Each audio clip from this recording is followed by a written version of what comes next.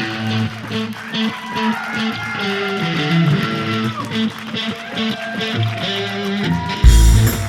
on the Upfront Stage is The Premise with Dino Tripodis. Dino welcomes his guests, comedian Kenny Mock, and tonight's contestants, stand-up comedian Nickey Winkelman and improv comedian Jeff Gage. And now, Dino Tripodis.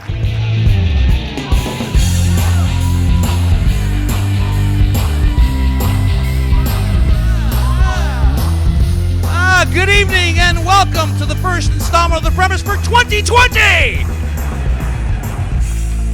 Thank you, and Happy New Year. Can I still say Happy New Year? Because I wonder if it has like an expiration date as far as the sincerity of it. You know, like if you don't get it all in by January 15th, don't even bother. But if I don't see you, sir, and you're a friend of mine, and I don't see you until like March, can I say, hey, Bob, Happy New Year? And Bob's like, fuck, dude, it's almost Easter. Well, then happy Jesus Christ, I'm just trying to be a nice guy, whatever. If I don't see it to the end of the year, Merry Christmas. There you go. Resolutions are a big part of a new year. I don't like resolutions. I'm not making resolutions. In fact, I propose this to you all tonight, ladies and gentlemen. Not resolutions. I propose in 2020 that you commit revolutions. Yes, revolutions instead of resolutions. I will explain. Revolutions. Resolutions are just a setup for failure. Revolutions you can succeed at. For example, don't raise the bar so high. Keep the bar very low. Don't lose 20 pounds. Gain 40. It's more fun and it's easier. I want to be a better person in 2020. Okay. All right.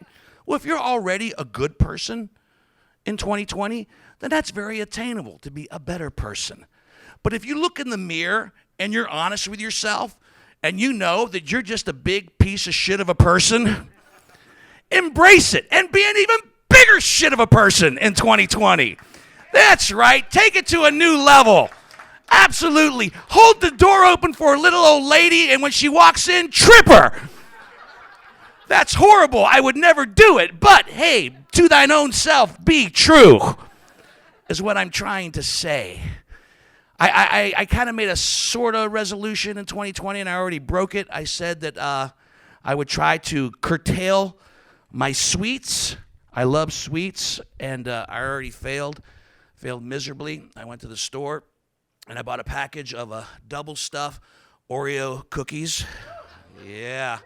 No, not just the regular package of double stuffed Oreo cookies. No, not even the king size package of double stuffed Oreo cookies. They have a new larger size called the Party Pack, which I think is a ridiculous name, because at no point am I taking those double stuffed Oreos, looking at the package and going, oh, I should call some people over. No, that is a party of one, let's be honest. You, the double stuffs, a half a gallon of milk, and a lot of tears. Yeah.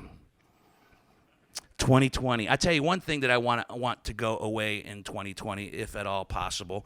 An expression that I started hearing a lot late in 2019. Apparently, if I, Dino Tripodis, and someone else of my age bracket has anything disparaging or controversial or conflicting to say to a millennial, their immediate response to me will be okay, boomer, yes.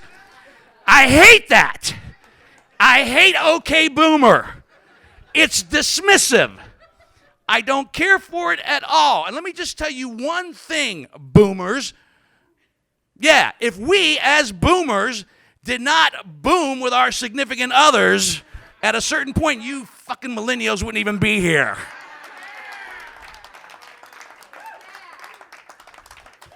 Okay, boomer. Okay. Yeah, that's right. And also in closing here tonight, I know in 2020 it's an important year.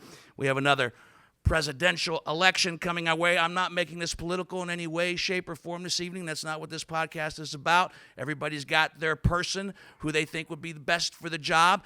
But in my own opinion, before it's all said and done, before this dog and pony show that is the debates and the caucuses is all said and done, I think it's going to come down to one old guy trying to beat another old guy before it's all said and done.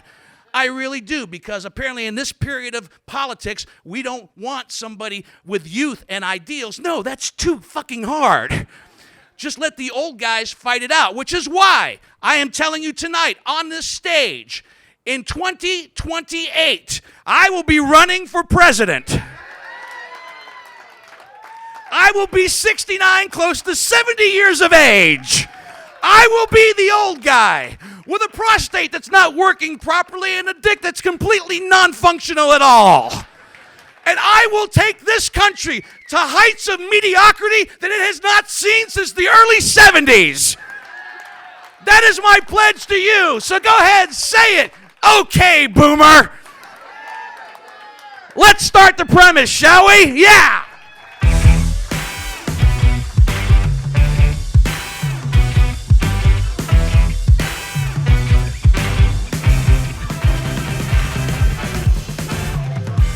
Welcome, everybody. So nice to have everybody back. Thank you so much for coming. We have a fantastic kickoff of a show for the first one.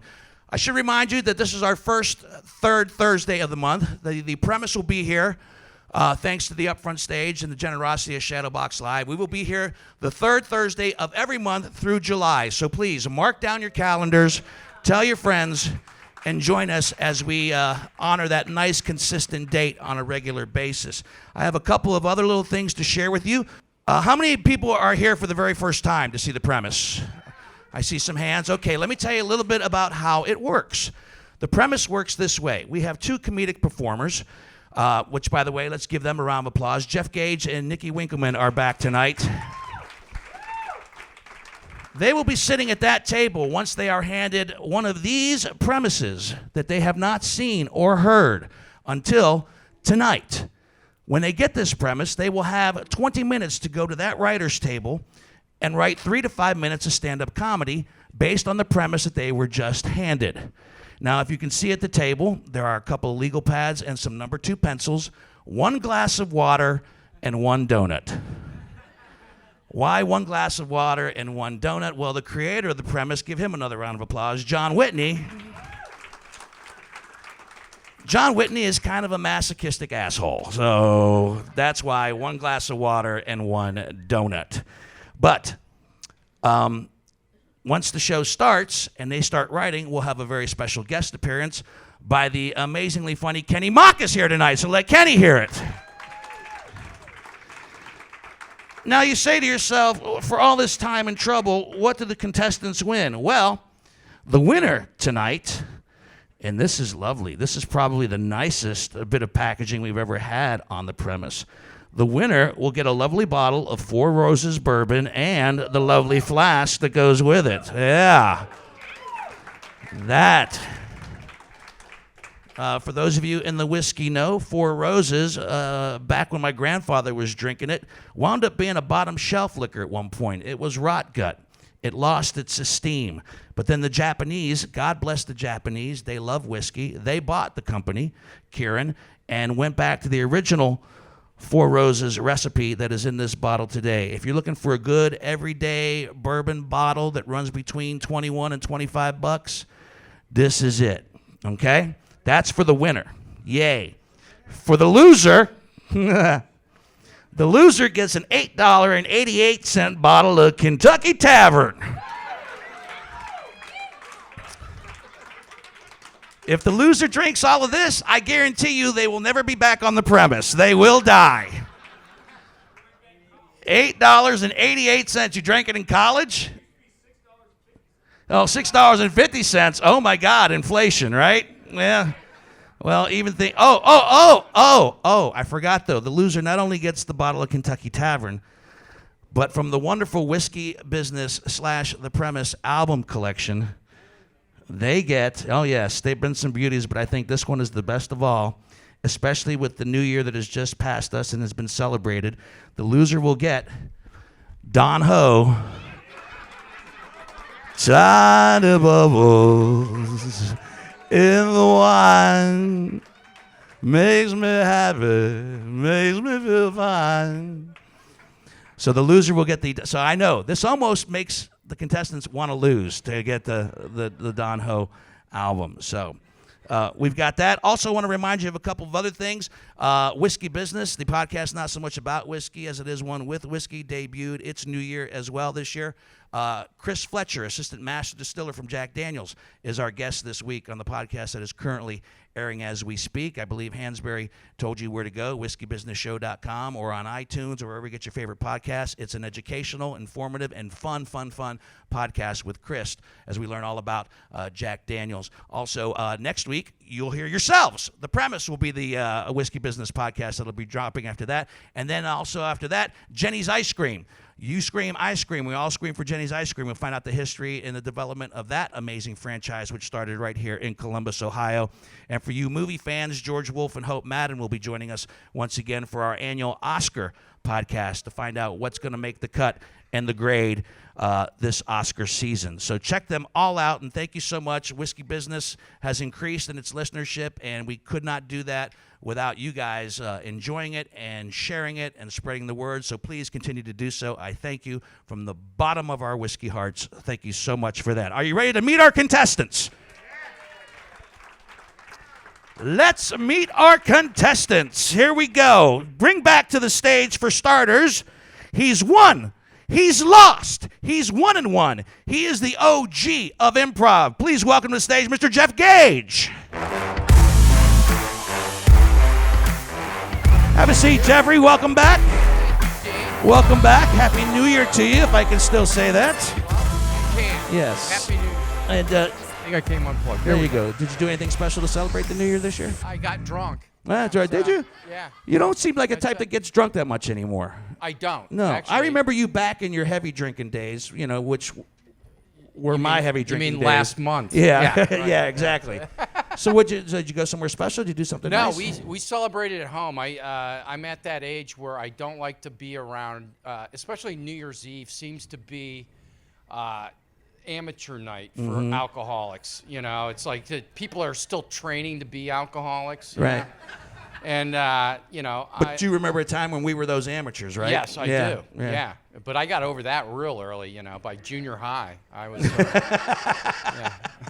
Well, you excited to be back? You're 1-1. You've won one of these. I You've did, lost yeah. one of these. I did. And now you're going up against our next guest. Let's welcome to the stage. She is a loser on the premise, but she's also a winner in our books. She's headlining right here on the Upfront Stage on February the 18th, and you can also see her as part of the podcast Quiz Box, which plays right here the fourth Friday of the month on the Upfront Stage. Please welcome back Nickey Winkelman, everybody. Thank you. Welcome back, Nickey. Thank you, Dino. Are you excited? I am. I am excited to lose again. She wants that Don Ho She album. wants I the Don Ho album. do. Who doesn't? She wants Yeah. the Don. It's. I'm telling you, it's some prices. It's priceless really vinyl. a win-win here with the prizes. With the prize, you think Yeah. so? Oh, Not Oh, so it much- does. It does have tiny bubbles It on it. does. I thought Wh- this was How like, do you figure a Don Ho album would not have tiny bubbles on it? I thought this was like the follow-up album, the real shitty one. This is It's even tinier bubbles. yeah, tinier bubbles. Medium-sized bubbles. And you, are you starting off the new year well? Yeah. I celebrated the New Year by staying awake until midnight for the first time in a while. Bravo, well done. So last year, well, I have an almost 2-year-old. So last year I had an almost 1-year-old, so I went to bed. And the year before that, I was pregnant, so I went to bed. But this year I was like, I'm going to stay up and watch Katie Lang, or I think it was Keith Urban. I don't know. They look the same.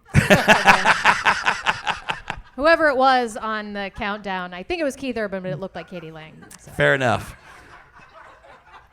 Well, we're thrilled to have you back. Thank you. Competing in the premise. Now, you know how it works. What we do is we flip a coin to decide, first of all, who gets to select the envelope. I'm going to offer the first toss of the flip for the envelope to Jeff Gage. The second toss of the flip, as far as who performs, will go to Nickey. So let me put this down for a second. Jeff Gage, heads or tails?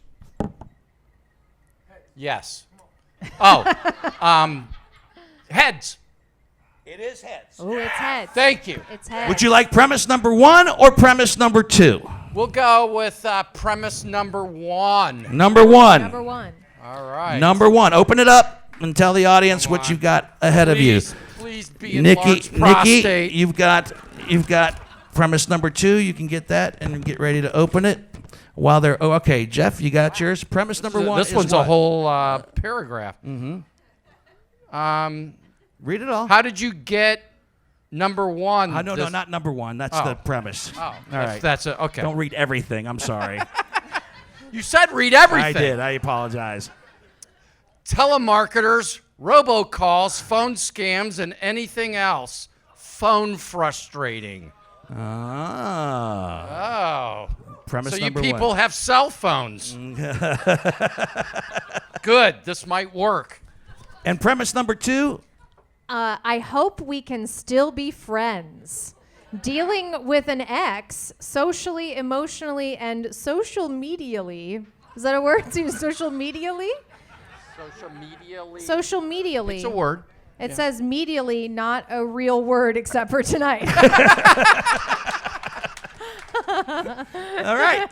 So, Yeah. you got it? I got it. You got them. They will go to that table, and they will have approximately 20 minutes or so to can have write the 3 to donut. 5 minutes of stand-up material. And then they will be back to perform for you. We'll flip another coin to see who goes first. And when that happens, and so wish them the best of luck and send them off to the writer's table.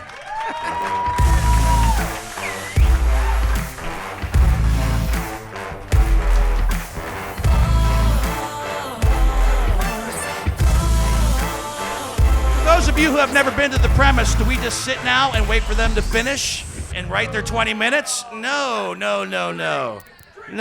We keep you engaged and entertained as well with our very special guest comedian, who I'll be chatting with in a little bit after he performs for you.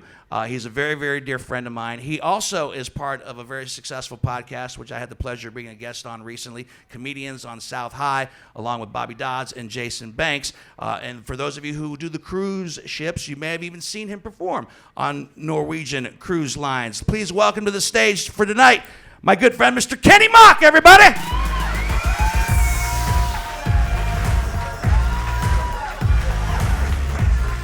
Oh, how you guys doing? Y'all doing good? Oh, wow. Oh, it's exciting to be here on the premise. I made the mistake today by taking a yellow cab here. Yeah, I know. I'm not as privileged as you, ma'am. I guess that's the... I should have took an Uber or Lyft, because Uber and Lyft, you know what kind of vehicle you're in. You even get to see the photo of the person that's going to take you, and you know how much you're going to pay. Yellow cab, you have no idea. I'm in this cab for 2 minutes. The meter is going up really fast. It's up to $22 in 2 minutes. The driver turns around, he's like, "Where to, man?" I said, "Right here. Let me out. Right here. I'm over budget." It's over. You're on the freeway, sir. It doesn't matter. It does not matter. I'm going to walk to the Shadowbox. And that's what I did. Oh, I've been reading a lot of articles about what women really want from a man. We'll probably learn some. It's a long list. I took one thing off, and I'm going to talk about that. Women say they would like men to start cutting their toenails. They are tired of, laying and going to sleep, waking up with scars on their calves and ankles. It's damaging. Guys need to cut them, clip them. She doesn't want to say a thing. I get it. I mean, but you can keep them. Yeah, you wear socks. That's what. But you probably got holes in the tips of them because they're very sharp. They're very sharp nails. Ting, ting, ting, ting. That's how they work out with sharp nails. Now, you can keep your sharp toenails if you grow wings and you're going around picking up small fish and squirrel. You can do that. It's amazing. Like what I even experienced that. One of my buddy Chris comes over for like the holidays. He takes off his socks and his shoes. It looks like he has eagle claws. Now, There is a sign when a man needs to cut his toenails. The sign is this: when you're walking around someone's house and it sounds like you're tap dancing. That's a true sign to cut your toenails. Because he was walking around, it was like,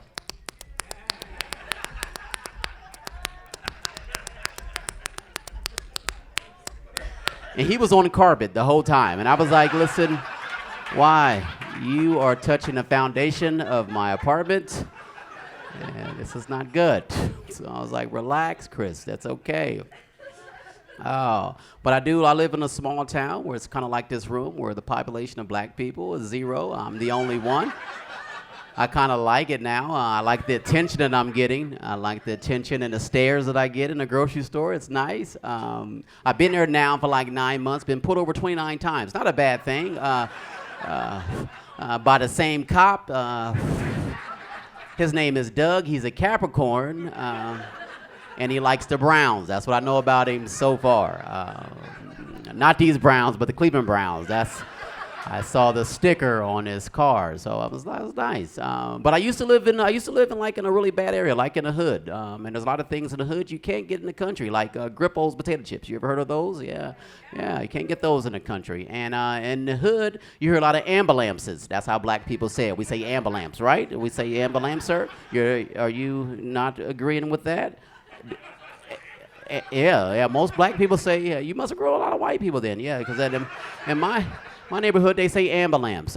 Even if someone's hurt, you can say, hey, Chris is hurt, call the ambulance. They still come. It doesn't matter how you say it. You can call them up, 911, and they will say, hey, call the ambulance. They say, okay, we'll come. Just that relaxing. But now that I live in the country, it's weird. It's weird living in the country because I don't have to deal with any of that. Only thing I have to deal with in the country is nature. And nature can get on your nerves. You ever deal with those Canadian geese? Yeah, those birds are rough and they have their own attitude. They know that they're protected. They walk around like some of my ex-girlfriends. They do, with an attitude. They walk around like,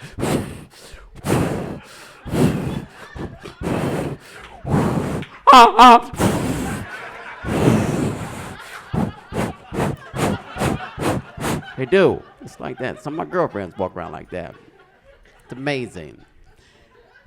And, you just deal with crows sometimes. And the other day, I'm laying in my bed, and this crow lands outside my window, and this is going off, going, caw, caw, caw, caw, caw. I was like, okay, something's going on. So I try to make it over to the window. Another crow joins it on the same branch, and they're going, caw, caw, caw, caw, caw. And then I just get up. Then I walked outside just to find out that my car was repoed. That was it. I look up, both birds is like, your car, your car, your car.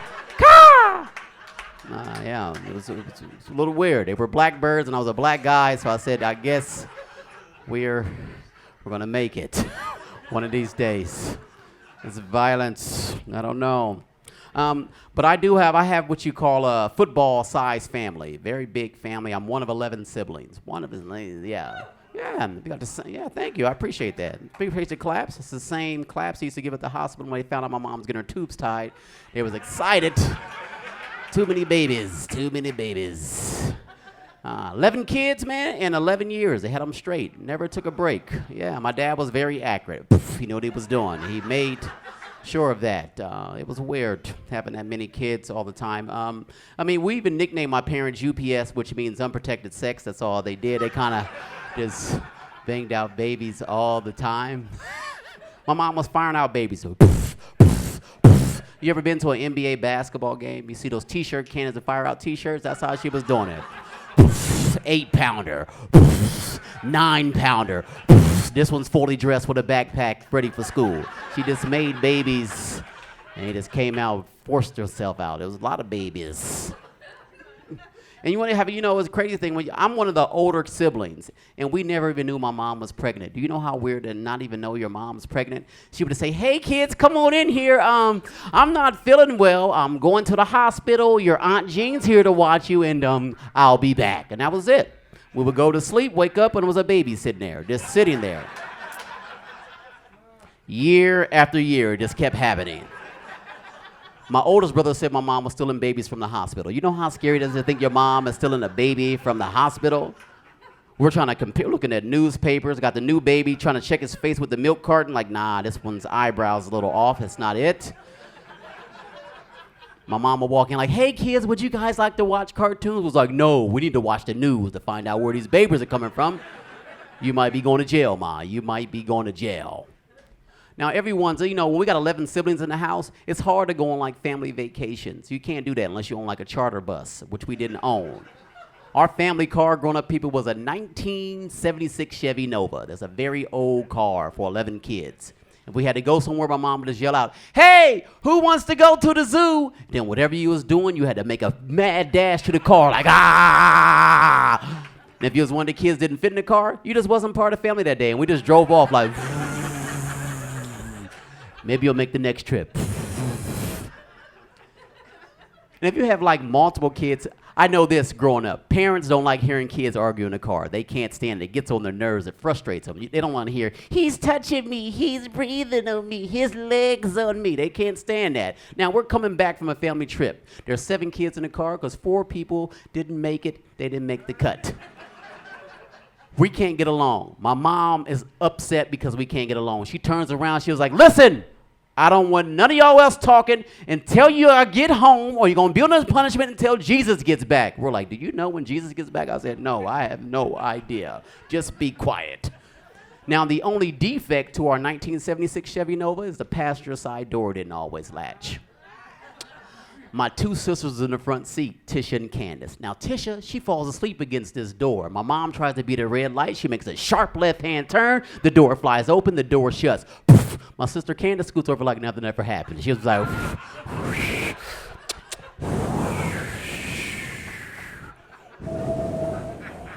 we're all in the back seat nervous, like, oh, ooh, she's going to need an ambulance. She's going to need an ambulance. She's going to need that. When we get home. It's dangerous. Now, there's a lot of people who don't like to discipline their kids. They don't like doing it for some reason. I think there's a lot of bad kids out here today. Today, there's a lot of bad kids. You got to discipline your kids. I'm not telling you to beat your kids, but sometimes just put your hands on them. Knock them down, trip them. Let them know you're still the alpha. You got to let them know that. Like my parents, huge on discipline, especially my mom. My mom was very strict. She didn't always have time to like discipline us on the spot, so she scheduled our whoopings. You ever had a scheduled whooping? Those are scary. Those are very, very scary. My mom's hours was from 1 to 3. That was her hours. That's the only time she did her damage. All I was doing was bouncing on the brand new couch like, ah! She walked past like, Kitty, you're bouncing on my brand new couch? 1 o'clock. Poof, and that messed my whole day up. Because it was 8 o'clock in the morning. I had 5 hours to sit there and think about a scheduled whooping. Then she's going to tell me to go out and play. You don't even want to play right when you got a scheduled whooping on deck. I'm outside all nervous, shaking like an iPhone app about to be deleted. I'm out there like, oh. My boys come up like, yo, Kenny, come play basketball at 12:30. I was like, nah, man, I got a thing at 1. A meet and beat. This woman's crazy. This woman is crazy. Now, everyone's family is a little dysfunctional. I know this. Everyone has a weird aunt. You got a weird uncle, some brothers. And if you don't know anyone like that in your family, then it's you. You got to know that it's you. You got to check yourself. You got to know. Like in our house, it was my dad. My dad could make babies. Very good at making babies. But he was illiterate growing up. He could not read and write, which we didn't know. But he got weird because he still chose to read his bedtime stories at nighttime. Got a little weird. He would never read the words. He just looked at the pictures and made up his own damn story. That's what he would do. Like, you know the 3 Little Pigs. We know the story by heart. My dad reads us this version. In his version, I believe every word he's saying. Now I'm in school the next day. I'm arguing with the teacher and all the kids. I'm yelling at him like, listen, that wolf wasn't trying to eat those pigs. He was their landlord. He was trying to collect his rent, and they kept running. They're going to get evicted one of these days. And sometimes he would just read the cover, like Snow White. He'd be like, look at this. This tall chick and 7 kids and no daddy. That's a broken home, kids. Next book, and push to the side. It's weird with my dad. My dad was very verbal. He'd be like yelling at us like, hey, didn't I tell y'all kids to sit down? You know what they say, a hard head makes a soft butt. Then me trying to be a comedian, I was like, no, Dad, a hard head and a soft butt made all us kids. That's what. My brothers, they were laughing, high-fiving like they was on Family Feud, talking about, good answer, Kenny, good answer.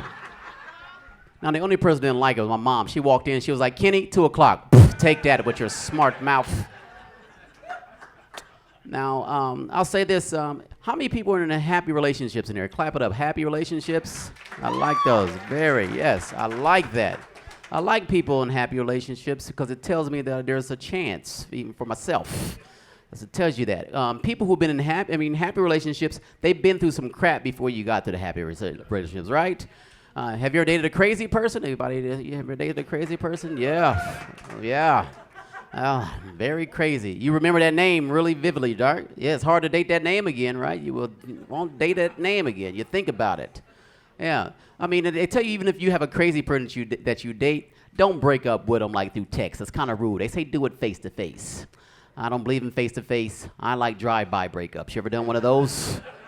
Just drive like, hey, Tina. Hey, Kenny. It's over, bitch. You just drive off. I tried to break up with Tina face to face. Didn't work out too well.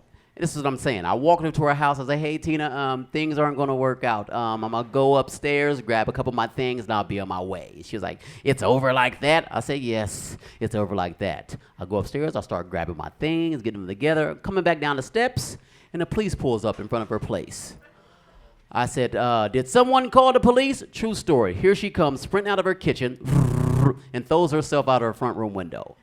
Just like that. The cops out there like, yo, what's going on, ma'am? She was like, he's in there. Now I'm scared. I think I'm going to jail. I'm like, okay. So now I drop my bags. I run down the steps and throw myself out the same window. And I was like, yes, he is in there. Yes, he's in there. We're going to need an ambulance. It was crazy. The only person who was in there was her 5-year-old son. I was like, good luck, little man. Hey, you guys, that's the new my time. My name is Kenny Mock. Thank you so much. Bring Dino back up to the stage.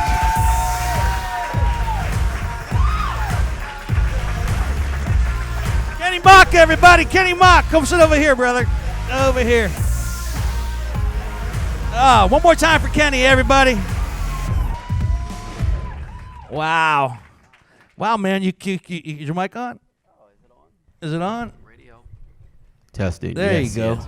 Use my deep voice now, yeah. You killed it. Oh, thanks. You killed it. Oh, I'm glad they enjoyed it. Thank you so much. You did, man. You did. It's a kick-ass job. Because I remember, you want some whiskey? Yeah, I'll take a sip. You can have just a little sip. You're not a big drinker, right? No. You're not a big drinker. When I did your podcast, you guys were very kind, and you had some. Actually, you had some Four Roses, if I remember correctly. Yeah, that was. That was available. You didn't drink much of it. That stuff puts hair on your chest. Yeah. I'm Greek. I don't need any more hair on my chest. In fact, I would take less hair. Our guest bottle tonight, I didn't get to mention earlier, is from Watershed Distillery right here in Columbus, Ohio. Wow. They make a fine array of products, including this bourbon, but I believe that they have some very special bourbon coming out later this year, so keep an eye out for that. Just give me a little dash of that, Kenny, as we go along. Dash. Well, it's a Dino dash. So a Dino dash. You don't no pressure to drink at all. I'm just saying, cheers, brother. Congratulations. I have to drink it now, and we cheers. So yeah, we did. Yeah, it's bad luck if you don't take a sip. Mm-hmm. When you drink, what do you normally drink? Water. I stay hydrated a lot, Dino. And what's that taste like? It is room temperature, and it's great. Nice. So you haven't fallen into some. How long have you been doing stand-up now? Because I remember when you first started. It's been probably about nine years. 9 or 10 years, yeah. And you have just continued to grow and prosper and kick ass. Because I remember those early days, and I was sitting there with a couple of my friends while I was watching you.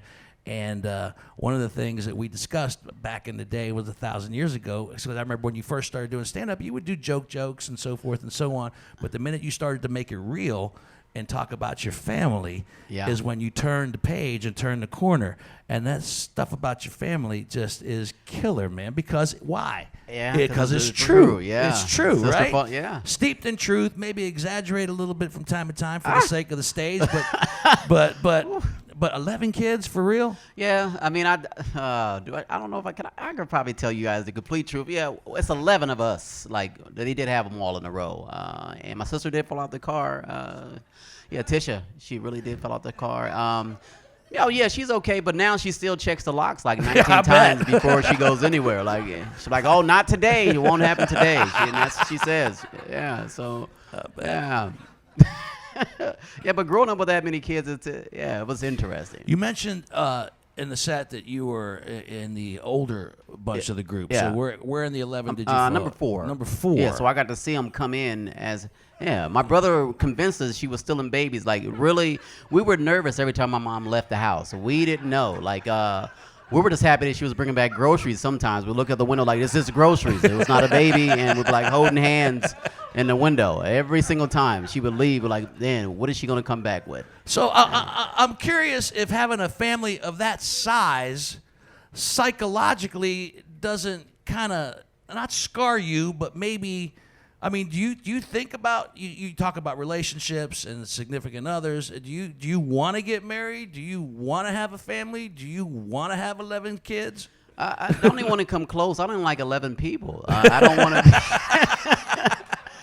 You don't understand, like, every time that we had a kid, we had to get bunk beds, another bunk bed, and you had to sleep with someone, and sometimes somebody would wet the bed, and you just had to blame it on something else. So every time it was a lot. Mm-hmm. Yeah, and then the part I didn't even tell you, like, every time we had a kid, we had to get a bigger house, and we used to have to lie to the landlord, like, hey, we got 4 kids.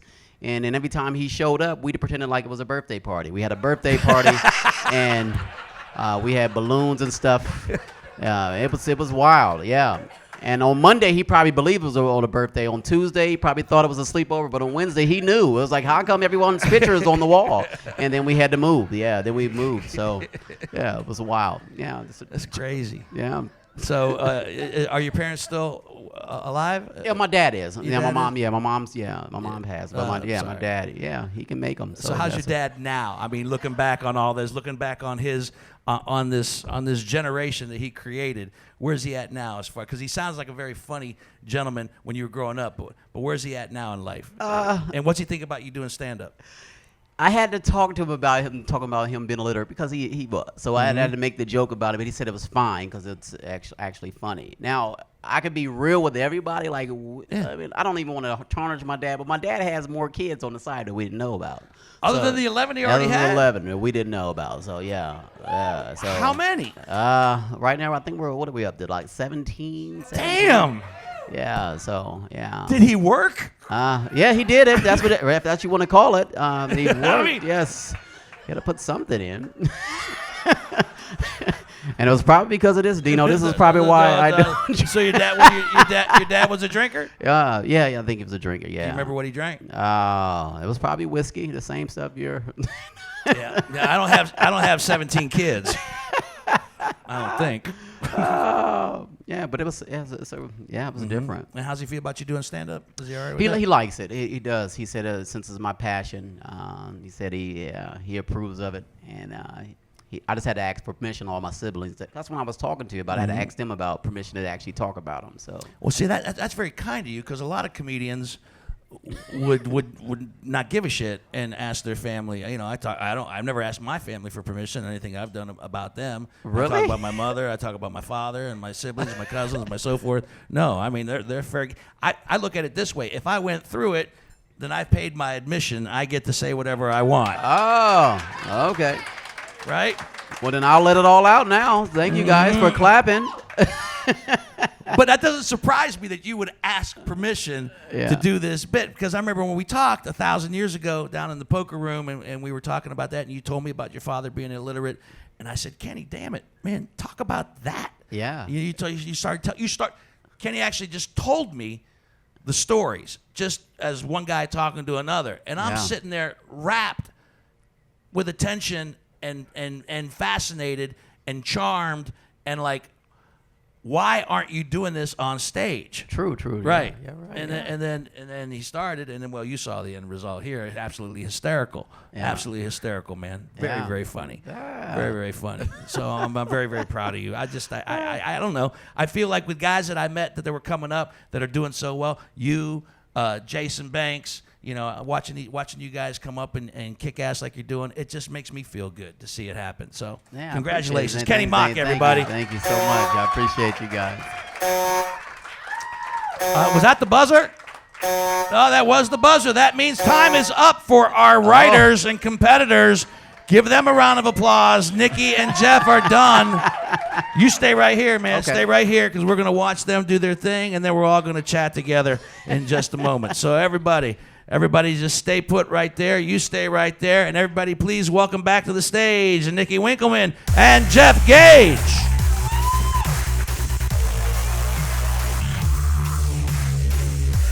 All right. Just to recap, they had 20 minutes to write 3 to 5 minutes of stand-up material based on the following premises. So, you guys got a mic? Get somebody grab a mic over there. Nickey, your premise was? Yeah. My premise was, I had premise number 2. I hope we can still be friends, dealing with an ex socially, emotionally, and social medially. And Jeff Gage? Mine was, how did you get my number, or this number? And it was telemarketers, robocalls, phone scams, anything to do with phone frustration. So. All right, so we flip the coin to see who goes first. Jeff, you got the call at the last time. Nickey, you get the call at this time. Okay, tails.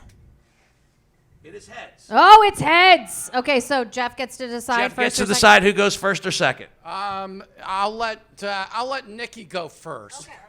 Nickey Winkelman with premise number 2 going first. Jeff says he'll let me go first. Thanks. I actually just got engaged to be married. Yeah, I got engaged on Christmas Eve, just to be super cliche. Which is great. I'm about to be a third wife.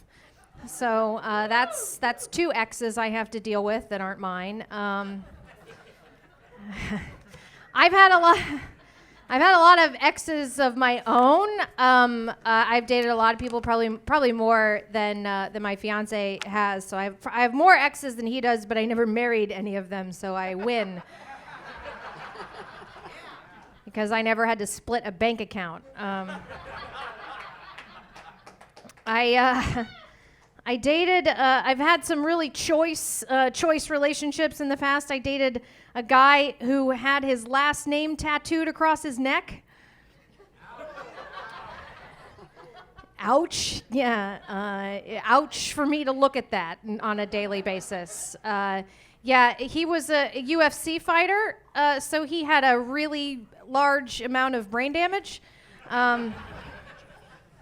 I think he got the neck tattoo so that he could remember his own last name. And his last name was Good. So it's not that hard to remember. But I imagine when he looked in the mirror, he's like, my last name is Doog. He actually got the tattoo while we were dating. Like when we started dating, he didn't have that, and then he got that. And everyone was like, well, did you break up with him when he got that? And I was like, no, of course not. It's not like I was going to start paying for my own cocaine.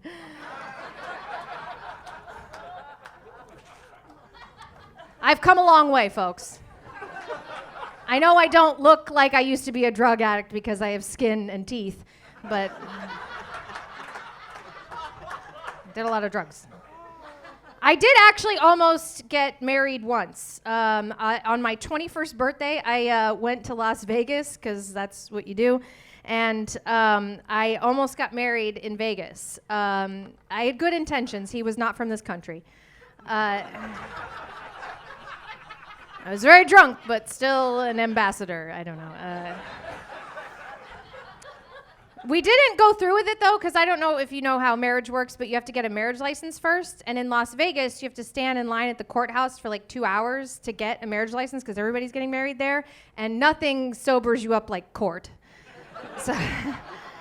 So we stood in line. We got the license, but we didn't go through with it. But I still have it. I still have the marriage. It's not signed, but I still have it. It's like a nice little souvenir of my almost mistake that I kept. I don't know why I kept it. It's like a weird thing that I kept, but I kept it. And then a couple years ago, the guy that I almost married found me on social media. So he found me social medially. Social medially. He friended me on Facebook. And I was looking at his page, and I was like, oh, he's doing, first of all, I was like, oh, I didn't know they had Facebook in Mexico. I'm just kidding. He was from Ireland. They really don't need our help getting over here. But they don't. He was from Ireland, and I was like looking at his page, and I was like, he's doing really well. Like he like had a really good job and like a nice big house and a lot of money. And I was like, maybe I should forge that marriage license. Reverend Elvis Presley, give me half your shit. That's what he gets for fucking finding me on Facebook. You shouldn't have friended me on Facebook. When I became a little bit older, I don't know if I got the light yet. When I became a little bit older, I'm in my mid-30s now. When I was in my late 20s, I finally got into a more serious, stable relationship, or so I thought, until I found out that he wanted to see other people but not fucking tell me about it. Yeah. I don't know who thinks they can cheat on a stand-up comedian, but I have a microphone in my hands on a regular basis, so I can say his whole name and social security number whenever I'm feeling down. So I guess that's how I deal with exes emotionally. Did I hit them all? Socially, emotionally, social medially. I should have known, though, that he was going to cheat on me because his favorite song was the Pina Colada song. That's all for me. I'm Nickey Winkelman. Nickey Winkelman! Bravo, well done. Well done. Killing it. Ladies and gentlemen, please welcome to the stage with premise number 1, Jeff Gage. Let him hear it. Thanks. Everybody's got cell phones, so we cannot avoid these robocalls, right? Or these telemarketers who call us. And it's always like some guy who says, hello, my name is Ernie. Are you covered with health insurance? It's like, first of all, I'm pretty sure your name's not Ernie. Second of all, I'm pretty sure my shitty coverage is probably about comparable to what you've got in whatever third world country you're in right now. So, and here's the other thing is like, I have to answer all of these calls because I'm a realtor. That's right. If you're looking to buy or sell a home, see me after the show.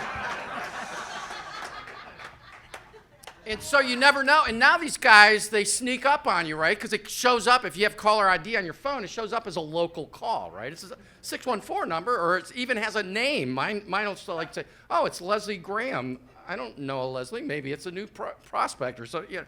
So I answer it, and and now they're doing this thing where they just fucking aren't there, right? Has anybody got that? Where it's like, hello? Hello? And there's no joke there. It just pisses me off. It's like, what is it? What's the point? At least somebody from India is trying to sell me health insurance. What's the just call you for, hey, let's just stand back and see how many times this guy says hello. I don't know. And let's see. Oh, my favorite. Has anybody gotten this call? And it sounds like somebody from the Philippines. It's like, hello, I am calling from the IRS. All my accents sound exactly the same, in case you're wondering. So in case you want me to mix in an Italian or an Irish one later, it's all going to sound like they're from India, all right? Hello, I'm calling from the IRS. I noticed you're late on your taxes. We are sending the police over unless you make an arrangement right now to... Has anybody got, am I the only one that's got, you got that? All right, so I'm not making this shit up. So I tell him, go ahead, I'm a doomsday prepper, send the fucking pigs. If you think they can dig me out of my well-armed bunker, bring them. I've been waiting for this. Click. Of course, you know, the IRS just hangs up on you. Who would have thought? Oh, and, you know, so speaking of, you never got these, when I was a kid, we didn't get those, you know, calls. You got wrong numbers, but, you know, somebody asking for Ralph, and it's like, there's no Ralph here. But, I mean, if any of you are old enough, like, I'm 58, all right? So when I was a kid, we had one phone in the kitchen, and it had that curly-ass long thing. And like, if you wanted privacy, like now you can text somebody, right? We couldn't text, but there was no texting, right? If you wanted to send somebody a note, you didn't send them a dick pic, you know? You had to literally like write a girl a note and send it to her and then get embarrassingly rejected because of poor handwriting. That was a horrible joke, all right? That one didn't work. No, but when I was a kid, you had to try, you know, because I had 4 sisters, so you had to try and, you know, like, hey, I'm on the phone, you know, and you're trying to talk to that girl from school, you know, and it's like, and they're like, ooh, it's a girl, it's for you. Everybody knew your business. You couldn't get around it. Now with cell phones, you can get away from it, but you had to stretch that curly-ass cord out, and it would always tangle, inevitably. I don't know how the hell those things wound up, like who was spinning the frickin' phone and hanging it up. But it was always curled up, and it looked like a dreadlock, right? So you couldn't, like, you know, untangle the damn thing to stretch it to try and get around a corner or duck underneath something so you could get some privacy. No joke there, just reminiscing. Let's see. Oh, where? I did that one. All right.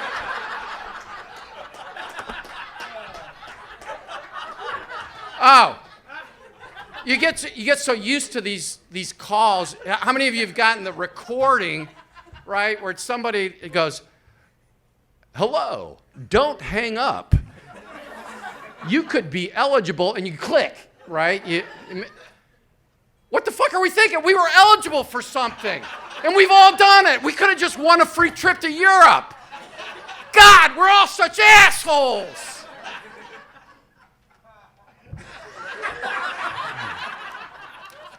All right, that's it. That was my closer. I got nothing here. That's all right. Oh my God. All right, do we have microphones to go? You got a mic? Yeah. You have I don't need one. Yeah, you can grab that one, Nickey, over there. There you go. Grab that one if you can. Nice round of applause for Nickey, Winkelman, and Jeff Gage. Thank you. We'll vote here in just a little bit, but first I want to talk. First of all, let's discuss the premises. Do you think that they're picked at random? You don't know what they are. So do you think you could have done better with her premise and vice versa? Or do you think you actually got what you got? I feel like Jeff's was harder. I have a lot of exes. Now, Jeff, if you would have gotten the X premise, I'm celibate, so that wouldn't have worked for me. So. And I don't have a computer, so I'm not on. I didn't even consider it. I thought you smoked that. Thank you. You did a great job with that. I'm glad to know you're a realtor because I'm going to try to sell half an Irish man's house. So I'm not licensed in Ireland. Yeah, it's okay. We'll figure it out. Yeah. I'm good at forging documents. I'm gonna start with Nickey as far as some of the stuff that you were talking about in your shtick with the exes and so forth. So you're engaged now, and I remember in your previous congratulations. Yes. Thank you. But I remember, and I don't mean to call you out, but on previous stand-up performances, you vowed never to go down that path. I'm pretty sure you can listen to previous episodes and hear me talking about I was never going to get married. Well, when I got together with my now fiance, that sounds like such a stuffy word. Would you have a better word? Well, I think I did. I probably did a joke about it on here because, like, before when we weren't going to get married, I just assumed we were never getting married because he told me he never wanted to get married again. He's been married twice before, so he said he didn't want to get married again, and he kind of talked me out of it because I had just accepted that was not going to be a part of our relationship, and at some point I was like, I don't need it. So we have a child, and so we're a real family, but I didn't need a ring or a piece of paper to say that we were a family. There's tax benefits, though. There are, there are tax benefits. I'm finding that out. Just saying. Yeah, but before, when we weren't going to get married, he would call me his lady because I didn't like boyfriend and girlfriend. It sounds really juvenile. So in the joke that I do about it, I say that he calls me his lady, so I call him my lord. That doesn't really work. Like the reverse doesn't work, but yeah. But now I have to throw out all of those jokes that I wrote that were really good. Yeah. So But now to think of all the potential new I think jokes he's that are in just the wake. trying to slowly ruin my career as a stand-up comedian. He's got a lower back tattoo that I do a great joke about, and he keeps threatening to cover it up, and I'm like, you can't cover up my closer. All right, and Jeff, you had the frustrating phone premise. How did you get this number? Are you serious? You have a computer, obviously. You're a realtor. Yeah, You have no, all I that. do. You have all those things. Yeah. But were you slow? Were you slow to embrace technology, much like myself? Yes, I'm old. Yeah, So, yeah. I'm not as bad as my parents who just refuse to get Wi-Fi. We don't need it. It's like, yeah, you do. It's 2020, you know? But it's strange how fast technology, how rapidly it takes over now. I Right. mean, it's how fast it's approached. I mean, to think, when I was a kid, you remember the Dick Tracy cartoons in Yeah. the Sunday paper, and he had a Dick Tracy the iWatch. Right. It's the Apple Watch. It is basically the Dick Tracy. Yeah, the and watch phone. everybody's like, "Well, that's preposterous. That'll never happen." Right. And now we now have it's it. here. It's here. Right. So Yeah, the Jetsons were FaceTiming. yeah, they were Yeah, they were FaceTiming. Yeah, that's right. Yeah, you're right.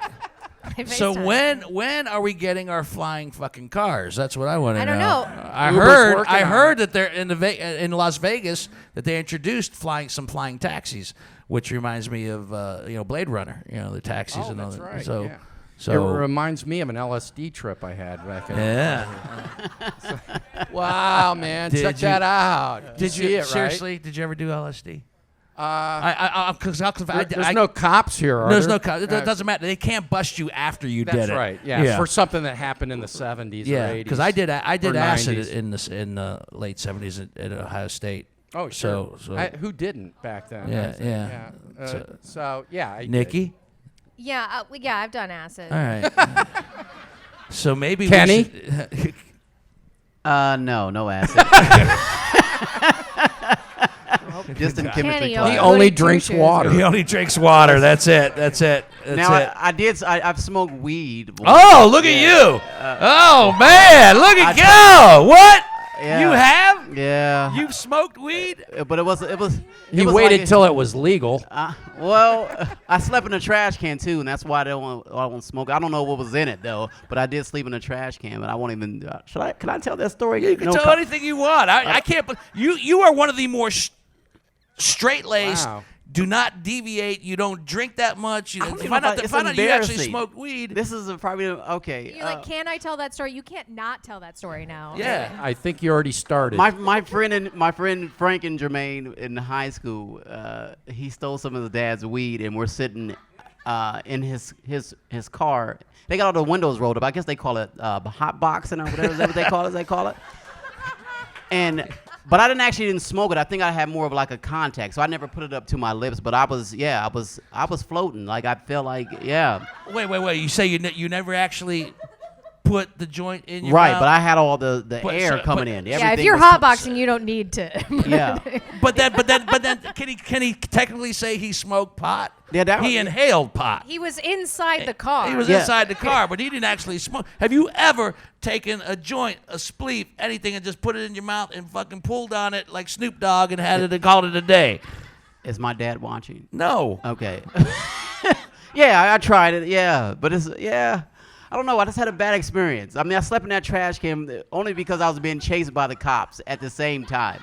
Now, I can. How can such a straight-laced guy be involved with the cops so Listen. many times? How do you my fall asleep friend- while you're being chased by the cops? My friend Frank was like, he was like one of these rebel kids. Like, and after he smoked it, he starts driving and says, "Hey, I'm going to take a car radio." And I said, "What are you doing?" My brain is saying no because I'm going to get in trouble. I'm Right. thinking my mom's going to kill me. But before I'm there, he breaks a window and the cop is watches the whole time.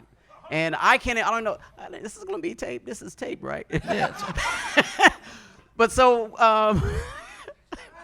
Frank is walking back to the car. He gets back in the car, and he just takes off. I said, you need to stop. We're going to go to jail. It doesn't matter what the damage is done. He doesn't stop. So this cop is running behind us, and we just ordered a pizza. We have a pizza in the back seat, and I'm trying to get a piece of pizza while they're chasing us, but the pizza box keeps slamming on my hand, so I'm thinking to myself, well, it's telling me no, so I can't eat the pizza right now.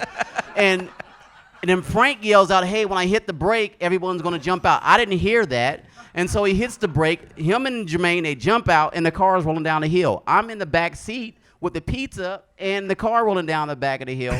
And then I guess I'm an athlete, so I pop out. I'm rolling on the ground. The cop's saying stop, and I'm trying to run away from the cop, and I run through all these little neighborhoods, and I jump into one of those big green trash cans, and I think it's a dream. And I just start covering myself up with trash, and I slept there. And I woke up the next morning. That's a true story, and I don't even think why it should be. Wow. I don't. That is my vigilante. The old hide in the trash can routine, oh my eh? God. You see that like in cartoons. I know, Never man. in real life. And Frank and Jermaine would probably kill me if they knew that I told them that we're supposed to keep that under wraps. No, Frank and Jermaine are somewhere smoking and getting high right now as we speak. I wouldn't worry about it. I wouldn't worry. I think about Kenny it. just won all the prizes. Yeah, right. Oh, my Oh God. man. Jeff, you were talking about the phone with the long ass cord and everything else. So Right. I mean, I'm older than you even. So I go back to my grandmother's phone when I lived with my grandmother. In fact, I have it at my house. Her original a rotary dial telephone. Oh, yeah. Did you have rotary dial? Oh, yeah. phones? We had the rotary dial. Does anybody? Yeah. You don't even remember? My mom had one. You remember the rotary dial telephone? Yeah. Oh yeah, I know how to do Yeah. it. Yeah, you got to go all the way around. The rotary dial telephone was. I know how to do it. And if your finger slipped off, you're like, damn it. Yeah. I got to start dialing Yes, all, right. over, All over again. again, It's right. like, yeah. There's you could no also- backspace on it. But you could also talk yourself out of a phone call. If you were pissed off at somebody. Oh, and hanging you- up. No. If you were pissed off at somebody and you were dialing, say it was long distance, and you were pissed off at your sister or whatever. And so you start when I get a hold of them, I'm gonna give them a piece of my mind. You're calm after that. You're calm after that. Yeah, by the time you get done, then you have a chance to think better of it. Then you hang it up. Yeah, That's true. True. And that's why you didn't get those the robocall things back when you had the rotary dial phones. Can you imagine somebody trying to sell you something from India?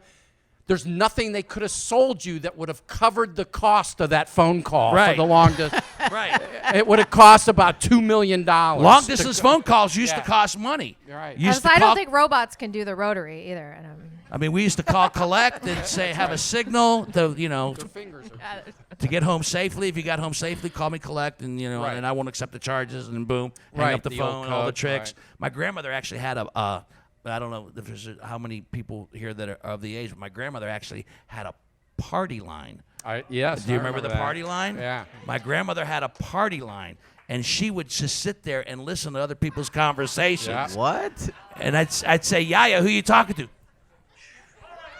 Shh, shh. And she'd be listening. Yeah, Yeah. the party line. How does remember that. the My party gran- line work? It's The when you party got line- the number we phone shared- wires that touch, right? Isn't that how that happens? I think the number was Is actually. that the one when they just plug it into the wall, somebody said? No, "Just plug me people into on the Johnson"? block shared the same. Oh, they shared the same- shared yeah. the same phone line, and you had a special ring, like your grandma's Right. probably two okay. ringy Right. dingies, and then somebody else would have one long ring, somebody would have a long and a short ring, and But you could listen in everyone on the other same people's block. conversations. Yeah, so Really? yeah, Yeah. if you could answer your phone rang every time they got a call, if it was their ring, and you could pick it up and Listen to their conversation. That's You knew it crazy. was their ring, but you could pick it up and listen to whoever they And were if talking you to. if you heard a click, if you heard a click while you were talking to somebody, it's like, "Hey, get off of here! This is a private call.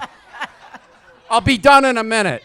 Was there a mute button at that time? No mute button. No, No. My There's grandmother, no mute. my grandmother would actually, because my grandmother had a little bit of asthma, she would actually put a hanky over the receiver part of the phone, so nobody could hear her breathing. So that was the mute button. Yeah, Like a kidnapper. I want it was $100 in small bills. it was kind of fucked up, but entertaining. Yeah, back in its time. Oh my God. All right, so we're starting to wrap things up here. I thank you both for participating this evening. Nickey you. Winkelman over here, right here. Well, you're going to judge here just as Jeff Gage and Kenny Mock, of course. We had a great time tonight.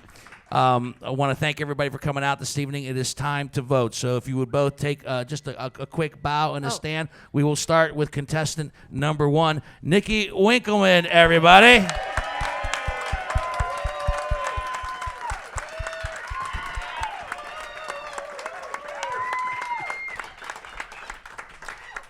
And Jeff Gage, everybody.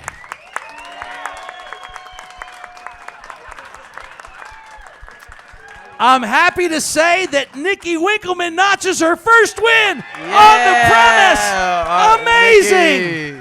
Thank Amazing. you so much. You get to take this lovely bottle of 4 Roses and flask to your Lord Yes. and share it with him. Jeff Gage, on the other hand, gets the $8.88 bottle of Kentucky Tavern. But more importantly, he goes home with Don Ho's Tiny Bubbles. Bravo, well done. It doesn't get any better than that. So one more big round of applause for Nickey Winkelman, the winner, Jeff Gage, the competitor, and the amazing, talented, funny, honest, afraid to talk about shit, Kenny Mock, everybody. Thank you, brother. My name's Dino Tripodis. We will be back here the 3rd Thursday of every month through July right here on the Upfront Stage with the premise here at Shadowbox Live. Thank you all for coming out tonight. Hear yourselves on Monday when we drop the podcast on Whiskey Business, whiskeybusinessshow.com. Until then, God bless, take care. We'll see you soon. Good night.